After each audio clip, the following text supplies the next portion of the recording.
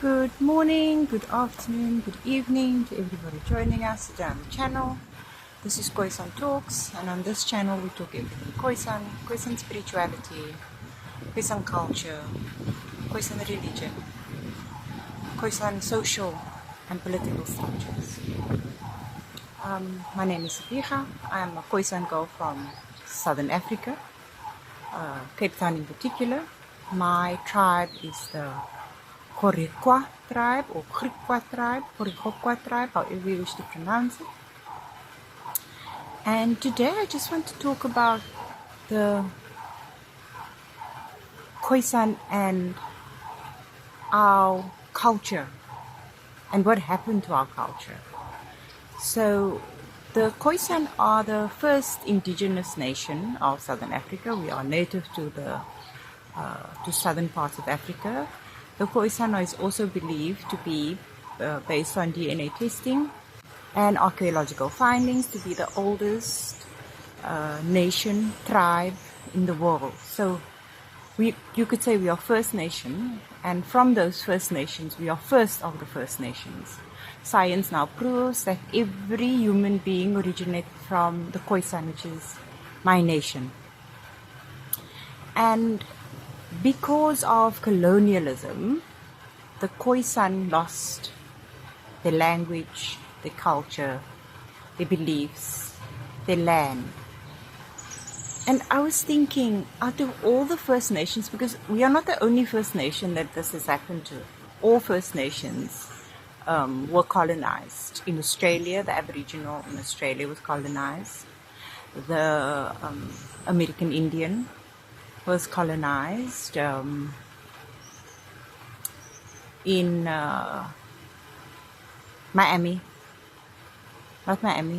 Hawaii, the First Nation was colonized. But out of all these First Nations, the Khoisan went through the worst in brutality. The reason why I say this, if you go to America and you see an American Indian, everybody knows that they are First Nation. They are recognized as First Nation. There is no doubt, there is no dispute. They still have what are they called again?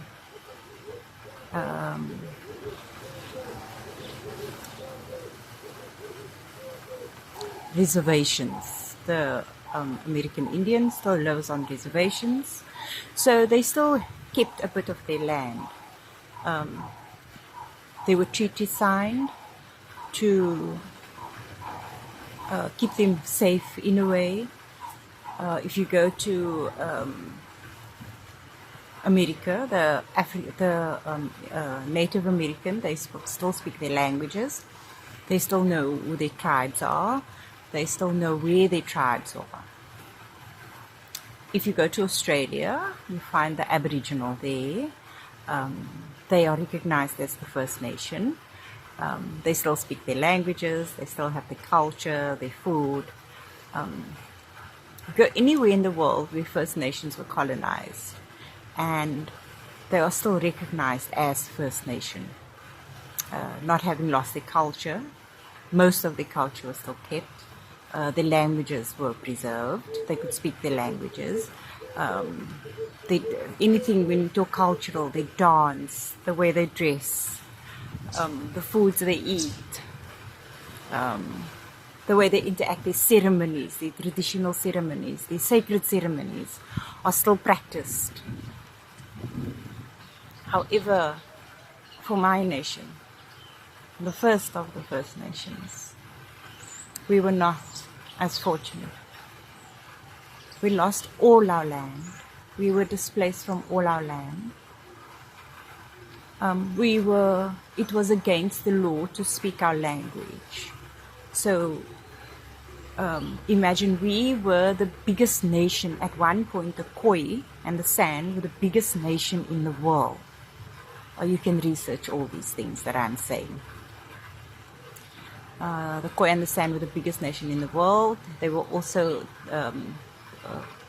in the terms of progressiveness, we were also far in advance because of our climate, our beautiful climate, and our environment, and our social structures. We had beautiful social structures, and we were outlawed in the worst possible way. So if you spoke your language, you would be murdered.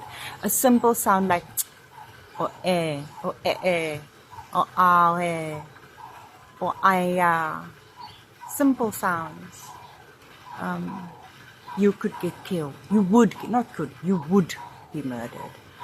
So there are historical documentation of colonizers, the Dutch particularly, who stole our lands. They had, can one say, holes in the backyard or on the property. And say, for example, I spoke my native language. I maybe said or or awe or aya, any of these words. They would call my mother and told my mother to shoot me, kill me, throw me in the hole. So every Khoi mother started hitting the child. Every time the child used even a simple word as which is yes, or which is no, the mother started hitting the children. So much so that in my lifetime, this happened 300 years ago, so much so that in my lifetime, if I am to say these words, then my mother would say, don't say those words. Instinctively, it is a fear inside of them. Although we are free to speak these words, awe, kangas, but they would get so scared. Also, our identity was taken away from us. We went from being Khoisan, being called our tribes' names, Horikwa, Horikokwa, Hesekwa, Inca, Kora, to being all grouped together under this racial term, colored, this false identity. So now my language is taken away and my identity is taken away. I am classified as something completely different. In South Africa, when they say that you are colored, they actually mean that you don't have any roots to the land. They say that according to, well, the way they explain being colored, it's like a colonizer, a white man, and a Bantu tribe, a Khoza lady, had a baby, so to speak, and I sprung up from this.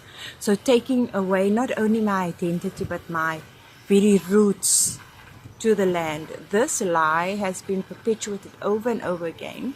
It is even written in our books, in our history books, in our school books. Children learn this, that our children, Khoi children, learn that the reason why you exist is because a colonizer had a baby with a Bantu, which is also a foreigner tribe, meaning these two foreigner tribes came together, had a baby, and I came into existence.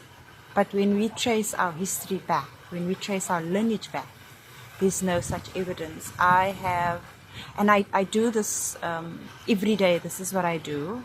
I trace people's lineages back, and most colored people are shocked to find out that there's no European in their lineage. There's no Bantu in their lineage. They come from Khoi and San. South Africa is huge. It is the landmass is one of the biggest landmass in the world.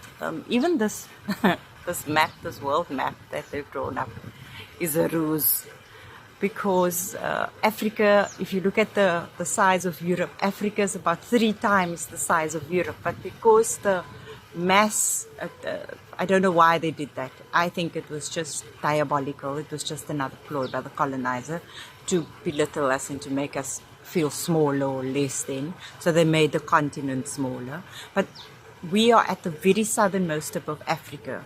So they divided during the Berlin Conference. We were divided up into South Africa, Namibia, Botswana, Zimbabwe, Zambia, part of Angola. This is where we lived, the Khoi and the San. This was how big our nation were. That we spanned 5 countries on the continent. And so you can only imagine the size of this nation. That is why we were the biggest nation in the world. Alas, they say that all these people, my people, the Khoi and the San, sprung up because of a European and a Bantu, 2 foreigner tribes having a baby and creating me. And most colored people don't know that this is what happened to them. This is what has happened to them. That they are native, that they are indigenous. We've heard of the Khoi and the San. They'll tell me, yes, we've heard of the Khoi and the San. What they don't know is they are the Khoi and the San. And so, out of all First Nations, the Khoi and the San, no other nation in the world this has happened to, where they have lost their identity completely, and a false identity was put on them. A false identity was put on us. And the work I do every day, telling people about our lineage, about our culture, about who we are, what we are, and where we come from. I am from Cape Town, one of the biggest cities in Southern Africa, one of the most densely populated with colored people. I tell them Kritoa that you read about in the books, because they still talk about Kritoa. There was a movie recently made, for those who want to go and watch it. We actually boycotted the movie. The Khoi in Cape Town boycotted the movie because it portrayed her as being in a romantic relationship with this Dutchman. The reality of the story is that she was kidnapped and forced into servitude. Alas, Kritoa was from Cape Town. Sarki Bartman, Venus, the Hottentot, most people have heard about her. She was from Cape Town. And I tell my people, if Kritoa and Sarki Bartman were alive today, they would be classified as colored, losing their identity completely, just like we have. Our people are still here. We have not left. It feels to me sometimes as if there's a spell put on our people to make us forget who we are. Because First Nation, Khoisan, our spirituality runs deep. We have a deep connection to the earth, our culture, our spirituality. There's a deep connection to the earth and to the plants and to the water, to the elements. We have a deep connection to the elements. The elements, we control the elements and they control us. That was our nature. That has always been our nature. And because of our deep connection to this earth, spirituality, Khoi were first called hunter-gatherers. We also have deep knowledge of the herbs. Some of our herbs you can't find anywhere else in the world. And they are potent, powerful herbs. When the Europeans traveled from the Netherlands to India, they came past our point, and because of their long voyage, they would come here sickly and dehydrated. And the Khoi would give them our medicine, which made their journeys easier. This is what people don't realize. It was because of Khoi that they could journey so far, because when they came to our point, we used to give them medicine and fresh water. Because our herbs are medicinal. All our herbs are medicinal. It's not a herb that you can find here. You pay tribute to the ancestors of the wind, to the ancestors of the land. And so yes, Khoi have always been connected to the land. Now, besides our identity being taken away from us, another thing happened that is quite diabolical. We have another nation here called the Bantu Nation. They are from West and East Africa, Central Africa as well, parts of Central Africa, who migrated here about 3,000 years ago via the Great Bantu Migration. And when they came here, we taught them the language. They are the only Bantu-speaking people, or the Bantu clan that has the click sound. So we taught them the click sound. The click sound comes from the Khoi family, comes from the Khoi Nation. And we taught them this language so that we could communicate with them. And they basically took our entire culture and our entire heritage and then placed it onto themselves. For example, the headband, this is a traditional Khoi headband. You will find that the Bantus wear the headband now, and the Bantus wear the, we call them krala.